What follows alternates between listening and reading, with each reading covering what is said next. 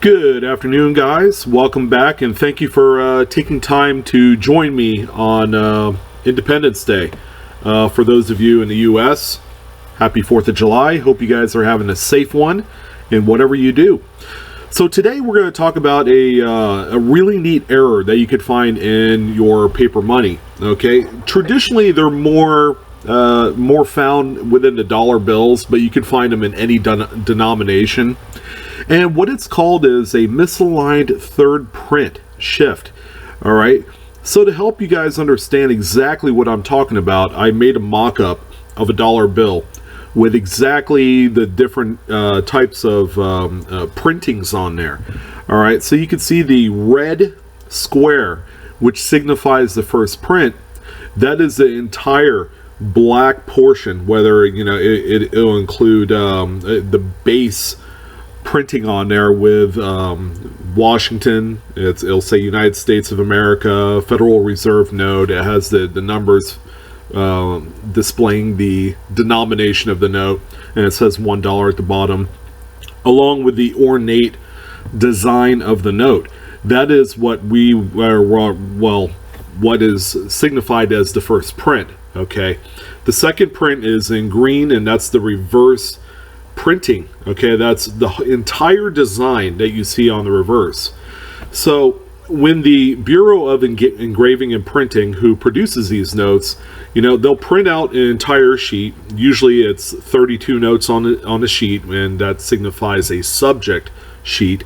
The 32 subject note is printed with the first print and the second print first, and then they'll send the notes through again to have the third print on there. Now the third print, as you see on this graphic, is the serial number. It'll also have the district numbers. Okay, so it's District 3 for Philadelphia, and you'll have the green Treasury seal and the black district seal as well. All right, typically this is not supposed to be shifted as radical as seen on this note.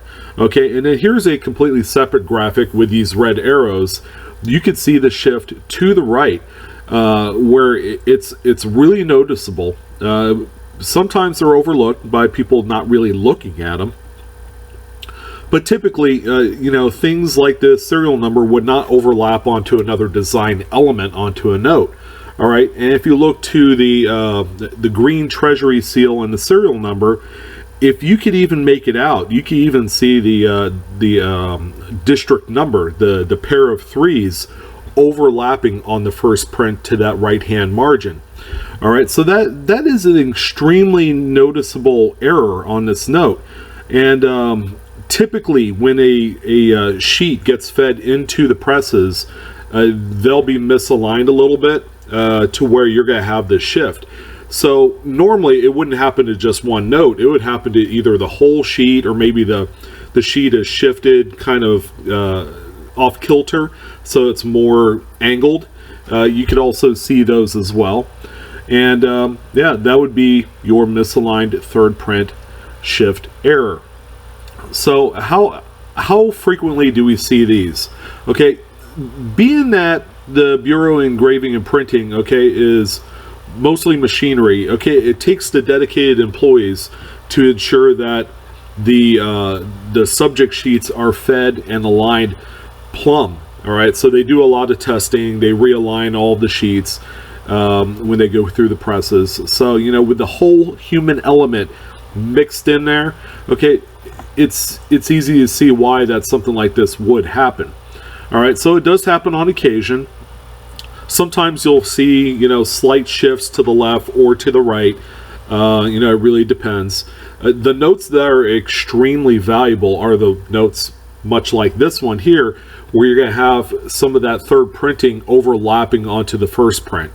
All right, so that's key. If there's just simply a small shift that's maybe a quarter of an inch, but all of the serial number and the seals and all that are still within like what they call the tolerance range, then you probably see little to no premium on it. All right, so it wouldn't make any sense to resell it as an error note.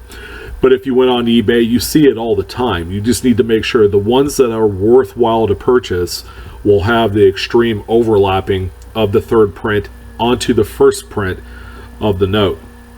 All right, so let's talk about value, because values are kind of all over the place. But let's say, for example, you found a note that's, pretty well circulated. Let's figure a VF, which is a nice circulated note, no tears, no staining of any sort. A note in that condition with this kind of error on there would typically command between $30 and $50 online. Now, this is raw, ungraded.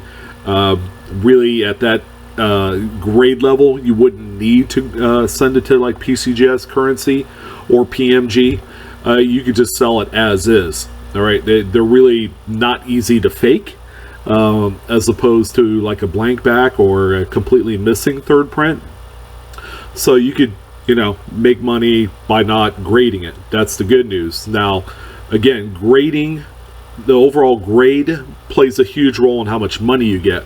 I gave you kind of like a base bones, middle of the road type dollar figure. Now, if the note were crisp out of a fresh pack of ones, those notes can generate $300, $400, $500 to the right buyer. So, being that we have newer notes out there, the 2013 series and so on, you're going to see less and less of these errors. So a lot of the errors, you've seen them in like the 2009, 2006 series. Not to say that you won't find them in any of the newer ones, because again, the human element helps contribute to some of the errors that you find on paper money. So I wanted to share this with you today. If you like the content, I would love to hear your comments, and go ahead and post them below. And of course, like and subscribe this one. And you know what? We talk a lot about stuff like this. If you enjoyed the content, I know I have a lot of fun, and I love to talk about it with you. So I want you guys to enjoy the rest of your week, enjoy the rest of your 4th of July if you are celebrating that, and I'll see you guys on the next one, and thank you for watching again. Take care.